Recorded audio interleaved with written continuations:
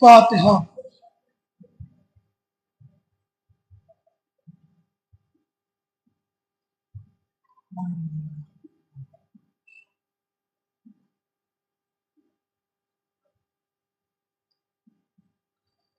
اعوذ باللہ من الشیطان الرجیم، بسم اللہ الرحمن الرحیم۔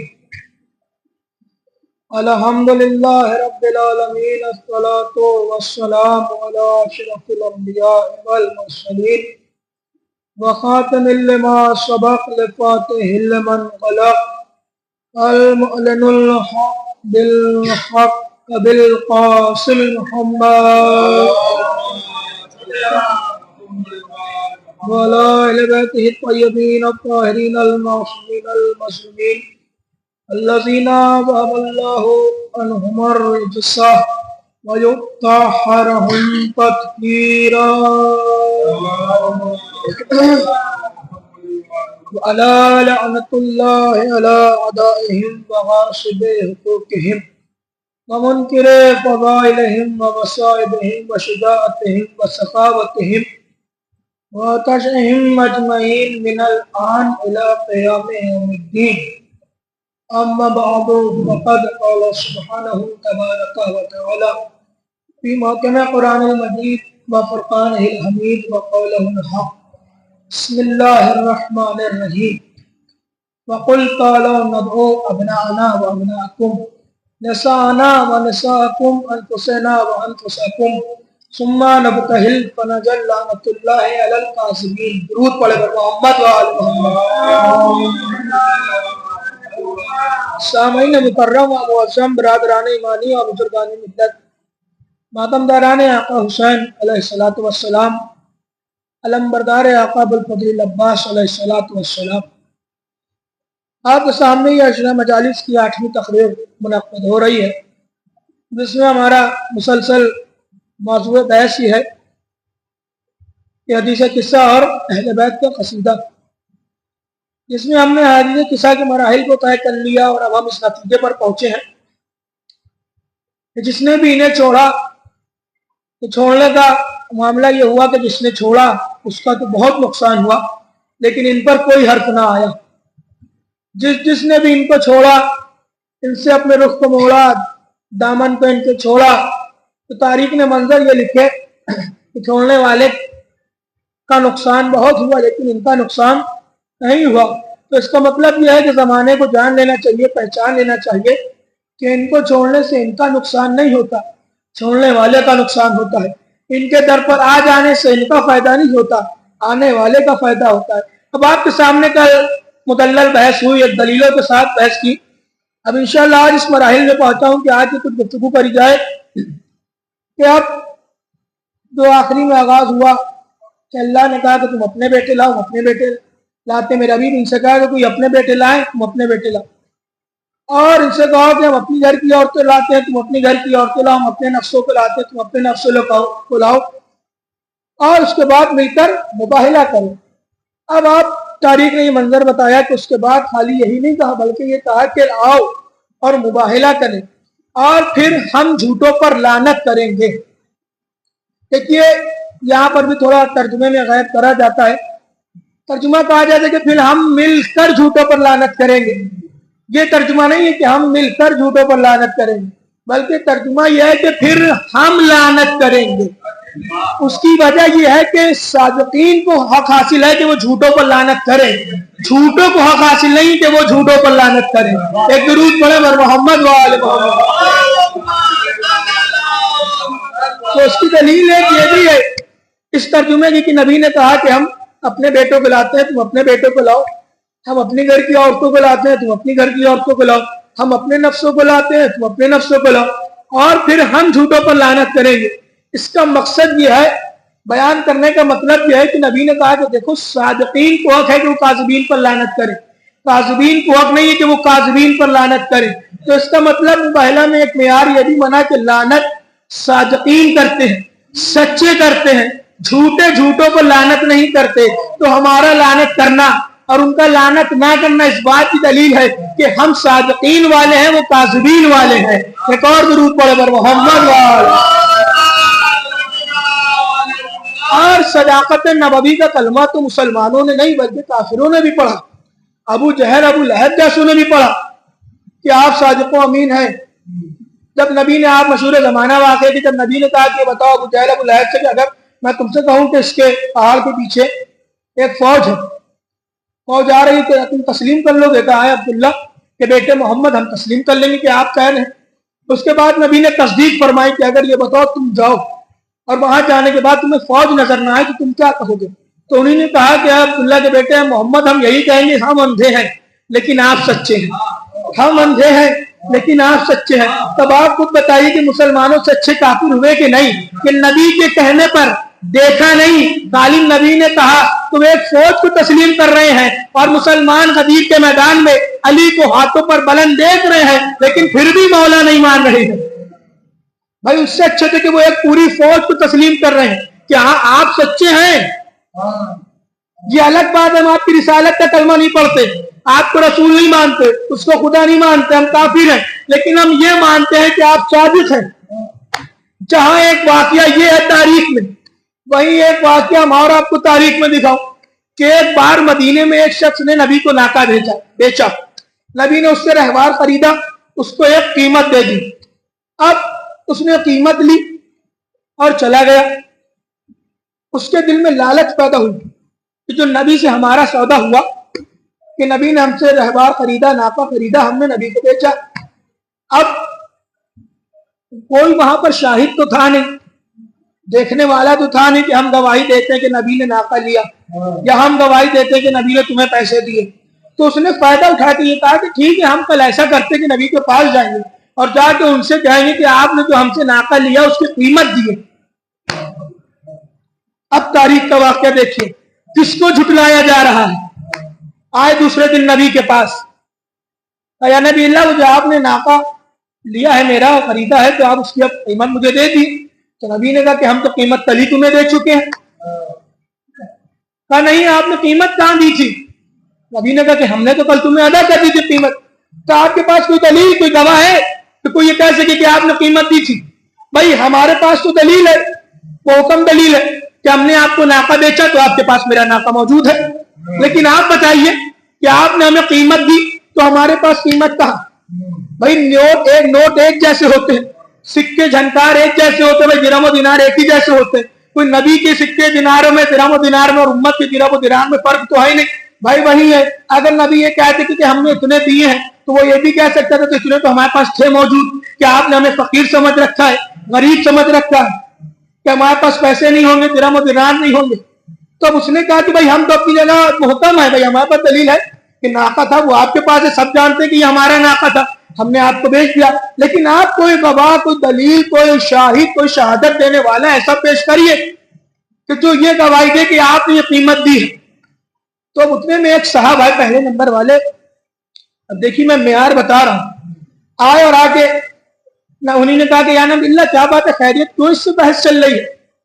تو نبی نے کہا کہ کل ہم نے اس سے ناکہ خریدا تھا، اس کو قیمت دی تھی، اب یہ صبح آ کے ہم سے سوال کر رہا ہے کہ آپ مجھے قیمت دیے، آپ نے قیمت نہیں دی، اور اگر آپ کے مطابق آپ کہہ رہے ہیں کہ آپ نے قیمت دے دی ہے تو آپ ہمارے تک کے کوئی دلیل پیش کریے، کوئی شاہد پیش کریے، کوئی شہادت دینے والا پیش کریے، کوئی ایسا ہے؟ تو میں کہہ رہا ہوں کہ بھائی ہمارے پاس تو کوئی ایسا نہیں ہے۔ بھائی جب تیسرا موجود نہیں تھا تو تیسرے کو میں جواب کیا دے دوں؟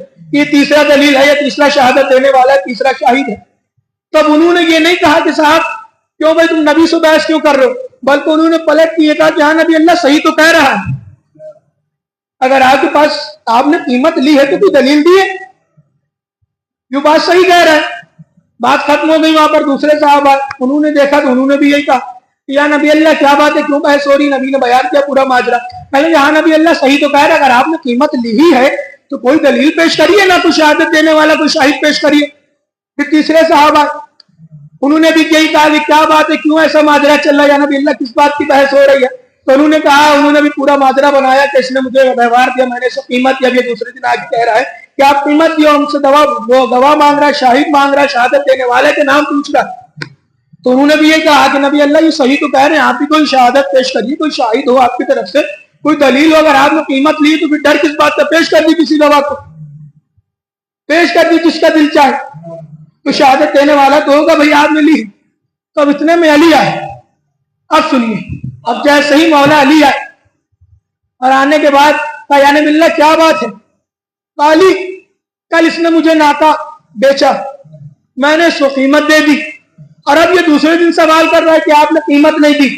قیمت دی ہے تو کوئی دلیل دیے، کوئی شاہد بتائیے، کوئی شہادت دینے والے کا نام بتائیے، کسی نے دیکھا، جب کسی نے نہیں دیکھا تو قیمت نہیں دی، اور یہ کہہ رہے کہ ہمارے پاس تو دلیل یہ ہے کہ میرا ناکا موجود ہے، آپ کے پاس تو بھائی ہمارے پاس تو محکم دلیل ہے، لیکن آپ بتائیے کہ آپ نے مجھے قیمت دی ہے وہ دی یا نہیں دی، کوئی شاہد، کوئی شہادت دینے والا گواہ پیش کریے، کوئی دلیل دیے۔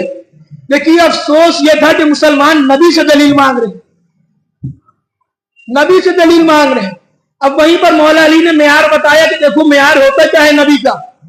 اب جیسے یہ بات ہوئی اور کہا کہ علی یہ انکار کر رہا ہے اور یہ شاہد مانگ رہا ہے شہادت دینے والا کو، تو اب علی نے اپنی تلوار کو بے نیام کیا اور اس کی گردن کو جدا کر دیا تن سے۔ اب جیسے ہی یہ کیا تو فوراً وہ کہنے لگے کہ یا علی آپ نے یہ کیا، آپ نے نہ کوئی شاہد مانگا، کوئی دلیل مانگی، آپ نے اس کی گردن جدا کر دی۔ تو مولا مسکرا کے کہا سن، ارے جس کی وجہ سے بغیر دیکھے خدا مانگ لیا اس کے لیے تو دلیل مانگ رہا ہے؟ تو درود پڑھے بر محمد و آل محمد۔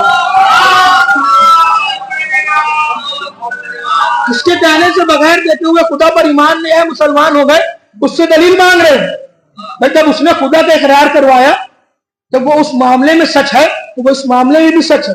حق نہیں ہے مسلمانوں کو کہ اس سے دلیل مانگے۔ علی نے بتایا کہ جب کوئی رسول سے دلیل نہیں مانگ سکتا تو بنت رسول سے دلیل کیا مانگے گا، اور وہاں اس کے سر کو قلم کر کے بتایا کہ یاد رکھو جو بھی معصوم سے دلیل مانگے، صدیق سے دلیل مانگے، تو اس کا نتیجہ یہ ہوتا ہے کہ اس کو سر قلم کر دیا جاتا ہے۔ اب چاہے یہ مکان کی بات ہو یا دربار کی بات ہو، بھئی قانون یہی نافذ رہے گا۔ بھئی اگر کوئی دربار میں بی بی صدیقہ سے گواہ مانگے تو اس کی بھی تن کو جدا کر دیا جائے گا سر کو تن سے، اور اگر کوئی میدان میں نبی سے گواہ مانگے تو علی نے قلم کر کے بتایا کہ دیکھو گواہ مانگنے والے کی سر کو جدا کر دیا جائے گا۔ یہی علی ہے۔ علی نے آ کے کہا کہ نادان عقل کے اندھو، تمہیں یہی نہیں پتا کہ جس کی بنا پہ تم نے اس کو خدا کو مان لیا، دیکھا ہی نہیں، اور تم اس کے لیے کہہ رہے ہو کہ دلیل دی ہے بھائی آپ نے قیمت لی ہے، تو تمہارا معیار کہاں رہا؟ جب تم اپنے نبی سے دلیل مانگو گے تو کہاں معیار باقی رہا مسلمانوں کا؟ معیار تو خود ہی گرایا نا۔ اب جب گرائے ہوئے معیار کو بیان کیا جاتا ہے تو ان کا موڈ خراب ہونے لگتا ہے۔ بھائی آپ نہ معیار گراتے نا ہم اتنا معیار بیان کرتے۔ علی نے آ کے معیار بتایا کہ دیکھو نبی کا معیار ہے کیا ہے، کون نبی، اور یہی علی ہے اور یہی نبی ہے۔ دعوت ذوالعشیرہ مسلمانوں سے ایک سوال کرنا چاہتا ہوں کہ مسلمان نماز پڑھتے ہیں، روزہ رکھتے ہیں، حج کرتے ہیں، خمس دیتے ہیں، زکوٰۃ دیتے ہیں، واقعات و صالحات انجام دیتے ہیں، اللہ کی عبادت کرتے ہیں، سب تمام کام کرتے ہیں۔ مسلمان نہیں کہیں یہاں صاحب کرتے ہیں، تو مسلمانوں سے سوال اتنا ہے کہ وہ جو نماز پڑھتے ہیں وہ کس کے کہنے پر؟ نبی کے کہنے پر۔ روزہ رکھتے ہیں کس کے کہنے پر؟ نبی کے کہنے پر۔ حج کرتے ہیں کس کے کہنے پر؟ نبی کے کہنے پر۔ زکوٰۃ دیتے ہیں کس کے کہنے پر؟ نبی کے کہنے پر۔ خمس ادا کرتے ہیں کس کے کہنے پر؟ نبی کے کہنے پر۔ تمام واقعات و صالحات انجام دیتے ہیں کس کے کہنے پر؟ بھائی نبی کے کہنے پر۔ تو اس کا مطلب مسلمانوں نے ہر چیز کو مانا نبی کے کہنے پر، لیکن سوال یہ ہے کہ مسلمانوں نے نبی کو کس کے کہنے پر مانا؟ نہیں توجہ کری آپ نے، بھائی ہر چیز نبی کے کہنے سے مانی۔ نبی نے بتایا تو مانی، نبی نے نماز بتائی تو پڑھی، حج کا طریقہ بتایا تو کیا، روزے کا طریقہ بتایا تو رکھا، خمس دینے کا حکم بتایا تب دیا، زکوٰۃ دینے کا حکم بتایا تب دیا، واقعات و صالحات کیسے انجام دیے جاتے ہیں بتایا تب دیا نا۔ تو تمام چیز نبی کے کہنے سے مانی، لیکن مسلمان یہ بتائیں نبی کو کس کے کہنے سے مانا؟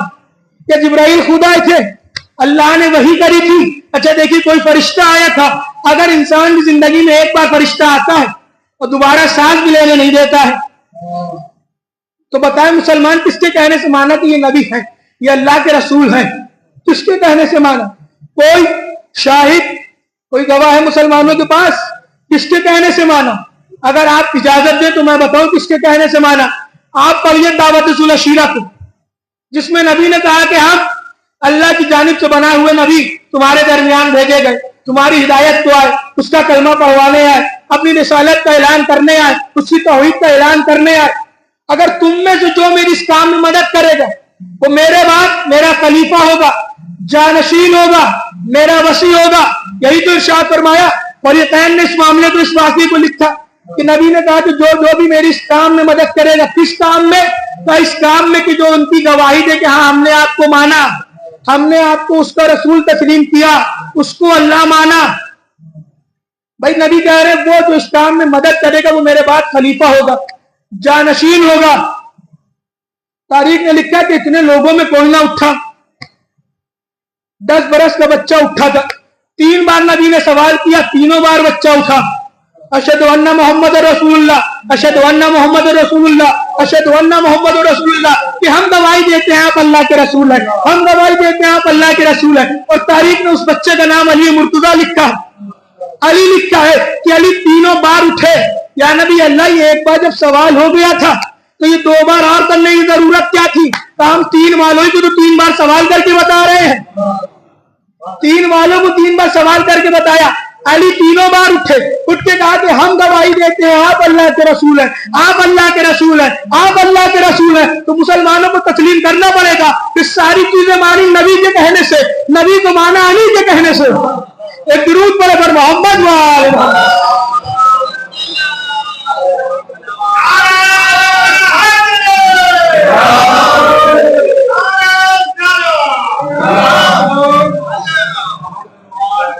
ہر چیز مانی نبی کے کہنے سے، لیکن نبی کو مانا علی کے کہنے سے۔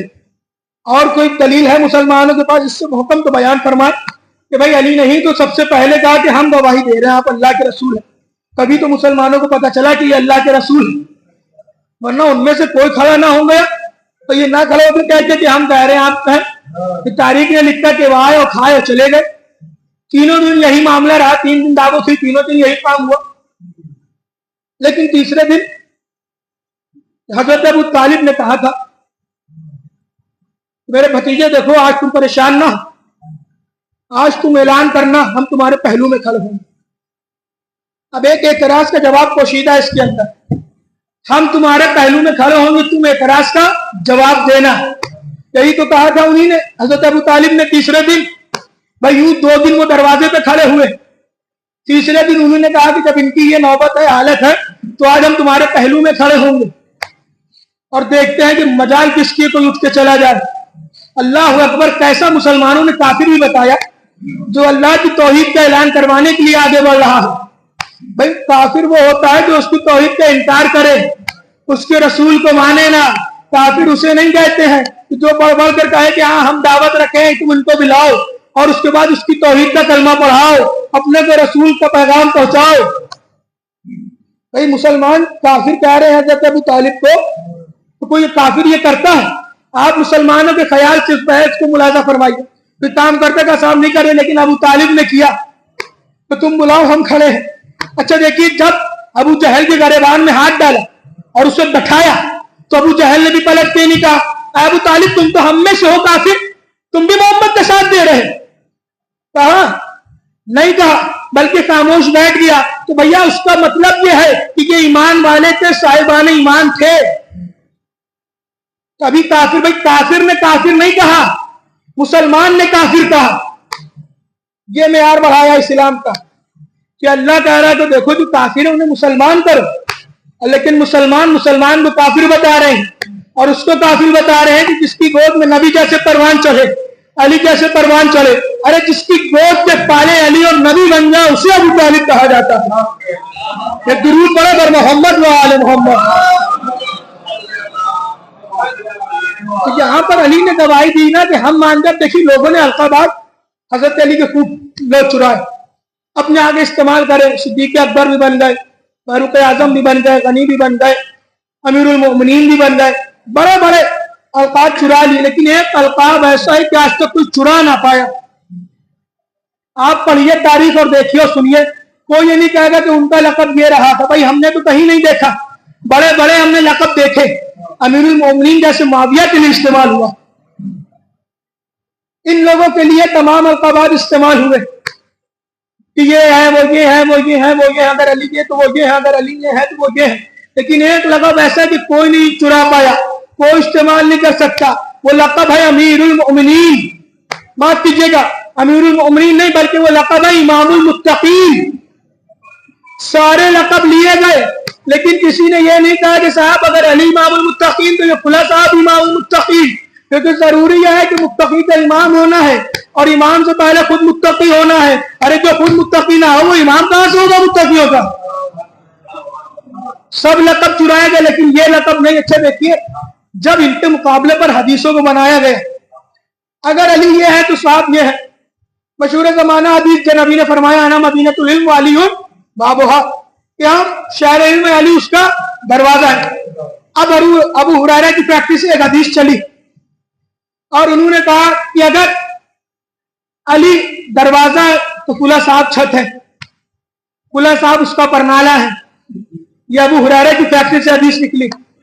اب انہوں نے کہا کہ حسنین علیہ السلام جوانان جنت کے سردار ہیں، تو انہوں نے کہا کہ اگر یہ جوانوں کے سردار تو وہ بوڑھوں کے سردار۔ اب قیامت کی بات سنیے، یہاں پر بہلول نے کیا ارشاد فرمایا۔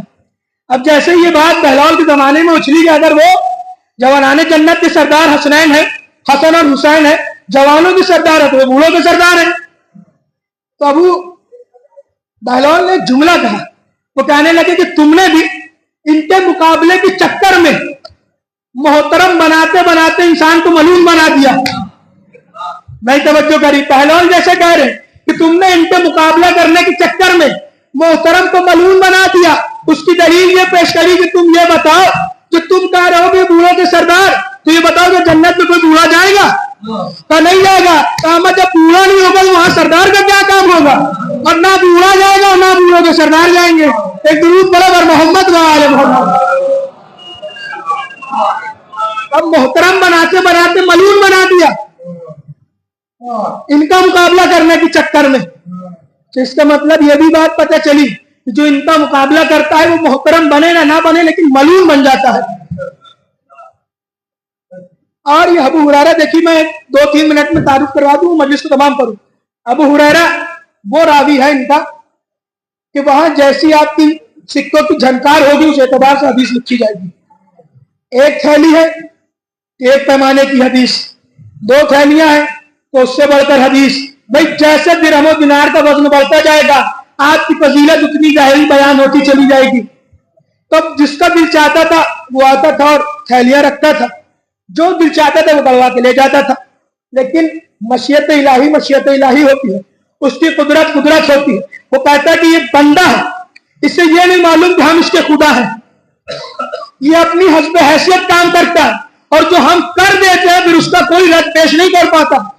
بھائی جہاں بنایا گیا صاحب اگر علی دروازہ ہے تو یہ چھت ہے، وہ پرنالہ ہے، تو اسی تاریخ میں یہ بھی لکھا گیا تو ان سے سوال کیا کہ نادان یہ بتاؤ کون سا ایسا شہر ہے جہاں چھت ہوتی ہے اور پرنالہ ہوتا ہے؟ بھائی شہر میں دروازہ تو ہوتا ہے لیکن چھت و پرنالہ نہیں ہوتا۔ اچھا یہ مکان والے تھے نا تو مکان تک رہے کہ صاحب یہ چھت ہے اور یہ پرنالہ ہے، تو ویسی حدیث پڑھی گئی۔ تو اس کا مطلب دشمن علی صرف دشمن بھی نہیں ہوتا بلکہ اپنی عقل کا بھی دشمن ہوتا ہے۔ ایک درود پڑھو بر محمد و آل محمد۔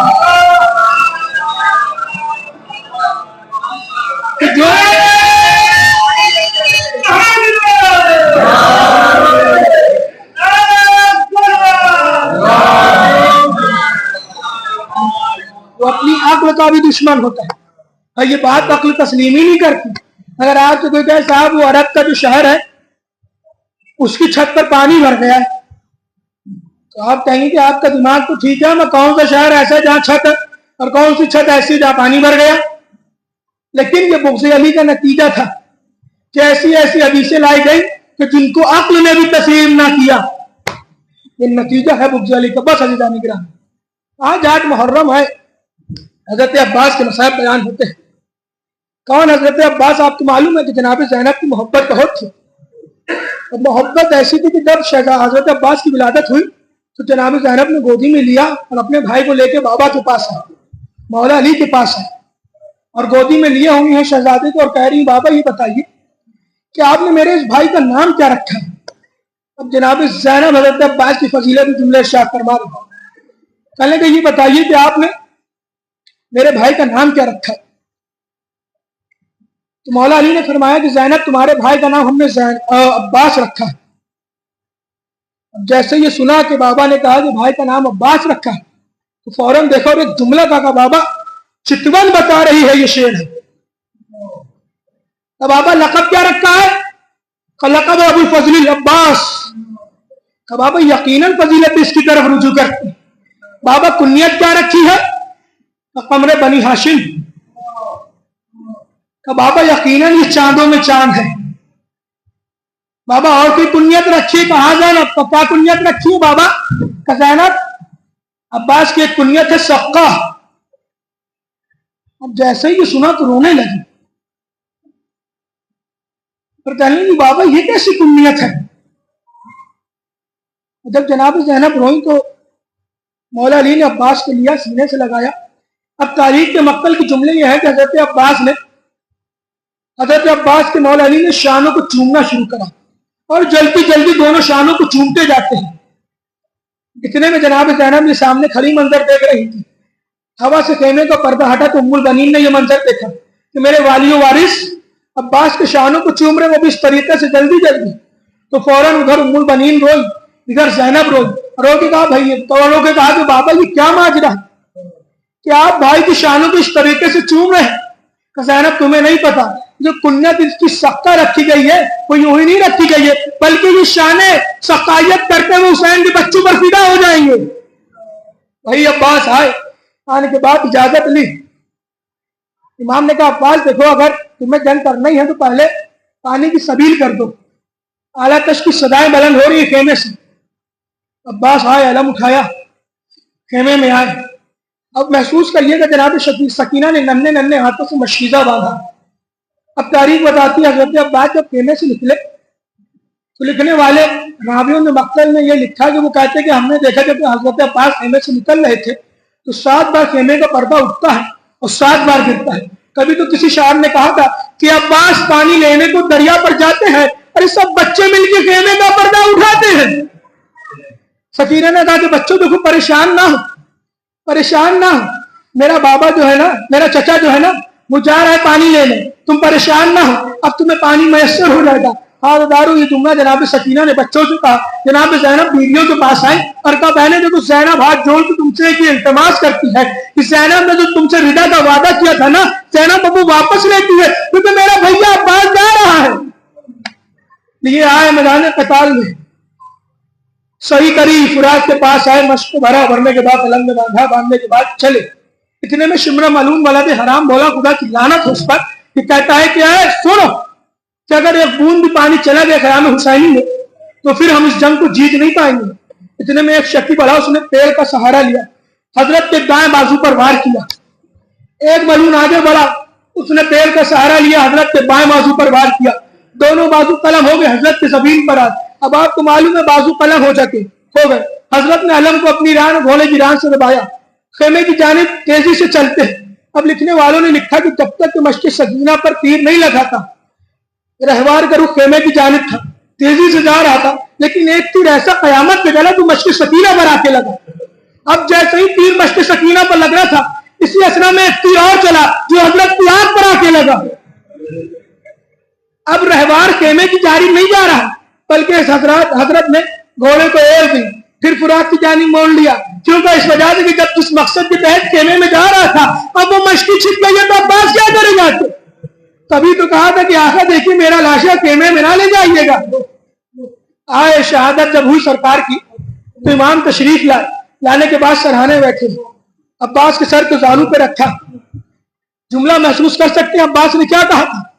زانو پہ رکھا تو مولا نے کہا کہ آقا جب اس دنیا میں آئے تھے تو بھی آپ کو چہرے کی زیارت کری تھی، اب اس دنیا سے جا رہا ہوں تو بھی چاہتا ہوں آپ کے چہرے کی زیارت کروں، لیکن آقا کیا کروں؟ عباس مجبور ہے، ایک آنکھ میں تیر ہے دوسری آنکھ میں خون ہے۔ اب جملہ محسوس کریے کہ حضرت عباس نے کہا آقا اگر عباس کے پاس ہاتھ موجود ہوتے تو عباس اتنی بھی زحمت نہ دیتا کہ آپ اس آنکھ کے خون کو صاف کر دی کہ عباس زیارت کر سکے۔ ارے یہ جیسے یہ جملہ تھا عباس نے انگلی کو بلند کرا، امام نے خون کو صاف کیا، السلام علیکم یا ابا عبداللہ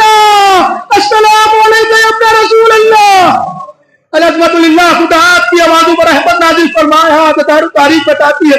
लिए जब हजरत की शहादत हो गई तो इमाम ने अलम को उठाने के बाद कहने की जानी पड़े।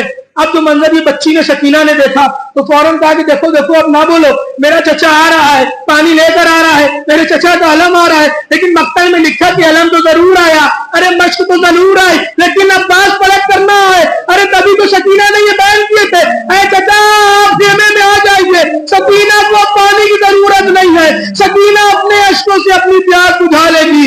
अरे चचा आप खेमे में आ जाइए, हमको अब प्यास नहीं लगी। लानतुल्लाहि अलल कौमिज़ ज़ालिमीन सयअलमुल्लज़ीना ज़लमू वयंक़लिबू यंक़लिबून इन्ना लिल्लाहि व इन्ना इलैहि राजिऊन। बातन हुसैन